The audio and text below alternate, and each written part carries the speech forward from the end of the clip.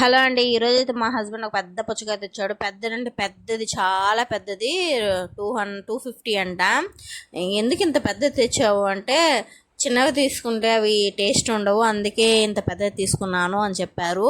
అది కట్ చేసినా కానీ అది ఏం అంత టేస్ట్గా లేదనమాట. ఏదో సప్పగా అలా అనిపించింది. అప్పటికి తిట్టాను, ఇంత పెద్దది తెచ్చావు, ఇది ఏమైనా టేస్ట్గా ఉందా ఏంటి? చిన్నవైనా కానీ కొన్ని టేస్ట్గానే ఉంటాయి. ఆ పుచ్చకాయ లోపల ఎలా ఉంటుంది అనేది బయట చూసి మనం ఎలా డిసైడ్ చేయగలం అన్నాను. సరే అయిపోయిందిలే కానీ అనేసారు. ఇంక నేనైతే జ్యూస్ చేస్తాను. ఫస్ట్ కొంచెమే షుగర్ వేసి జ్యూస్ చేశాను. జ్యూస్ అయితే ఇక్కడ చూపిస్తున్నాను కదా, దీన్ని ఫుల్గా చేశాను అనమాట. 2 గ్లాసెస్ నేను తాగాను, 1 గ్లాస్ మా హస్బెండ్ తాగారు. మా పాపకి ఇస్తే తాగలేదు.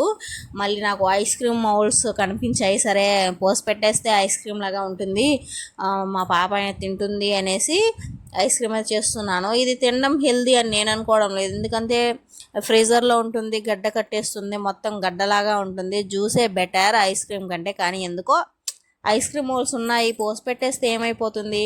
నేను పోయిన సమ్మర్లో తీసుకున్నాను, అప్పుడు ఒక 2 టైమ్స్ ఏమో వాడాను అంతే, మళ్ళీ పక్కన పెట్టేశాను. ఇవి ఎక్కడికి పోతాయండి? మనం ఒకసారికి తీసి పెట్టేసుకున్నామంటే మనకి నచ్చినప్పుడల్లా, అంటే ఎండాకాలం వచ్చినప్పుడు ఇలా ఐస్ క్రీమ్ చేస్తూ ఇవ్వచ్చు. ఇంకా పాల సేమియాతో వేసి పాల ఐస్ క్రీమ్ లాగా చేసి ఇస్తే పిల్లలకి హెల్తీయే, పాలతో చేస్తే. ఇంకా ఇదైతే చాలా సింపుల్ కదండి. మనం ఏ ఐస్ క్రీమ్ అయినా తయారు చేసుకోవచ్చు. ఇప్పుడు యాపిల్ జ్యూస్ లాగా చేసి పోసేసామంటే ఒక ఐస్ క్రీమ్ లాగా అయిపోతుంది. గ్రేప్స్, ఇంకా మనకి నచ్చిన ఫ్రూట్ అలాగ మిక్సీ వేసేసి పెట్టేసామంటే ఐస్ క్రీమ్ లాగా రెడీ అయిపోతుంది అన్నమాట. 8 hours నేను ఓవర్ నైట్, ఈవినింగ్ చేసి ఓవర్ నైట్ పెట్టేశాను. నెక్స్ట్ డే మార్నింగ్ 9కో ఏమో తీసాను. మా పాప చాలా ఎక్సైట్గా ఫీల్ అయింది. ఫస్టే చూసుంటారు కదా, సూపర్, అసలు నేను అడగనే లేదు తనని కాంప్లిమెంటు. మామూలుగా మనం యూట్యూబ్లో చూస్తుంటాం కదా, ఎవరైనా ఏదైనా వంట చేసి పెడితే సూపర్ ఉంది అంటారే, అలాంటి ఒక కాంప్లిమెంట్ అయితే ఇచ్చింది. చాలా అసలు నాకు నచ్చలేదండి, ఎందుకంటే ఫ్రిడ్జ్లో పెట్టడం వల్ల టేస్ట్ అనేది సప్పగా అయిపోయింది. తినలేదు నేను, కొంచెం ఒకటి తిన్నాను అంతే. కొంచెం ఆ ఒకటిలో కూడా సగమే తిన్నాను. మా పాప కానీ కొంచెం సేపు చికింది, అక్కడ పడేసింది అనమాట. ఇలా పుచ్చకాయలతో ఐస్లు అవి చేసి టైం వేస్ట్ చేయకండి. నేను టైం వేస్ట్ చేసినట్టు ఏదో మా పాప ఎగ్జైట్మెంట్ చూడడం కోసం అయితే ఐస్ చేశాను.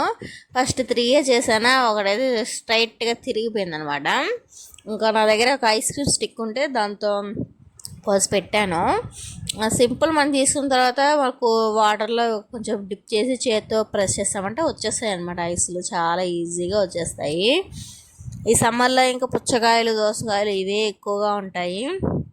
పుచ్చకాయలు ఎప్పుడైనా మీరు తినేటప్పుడు కానీ, నాన్ వెజ్ తిన్న తర్వాత కానీ, తినక ముందు కానీ తినొద్దు. అంటే ఇప్పుడు నాన్ వెజ్ కర్రీస్ చేసామనుకో, ఆ రోజు పుచ్చకాయ తినొద్దండి.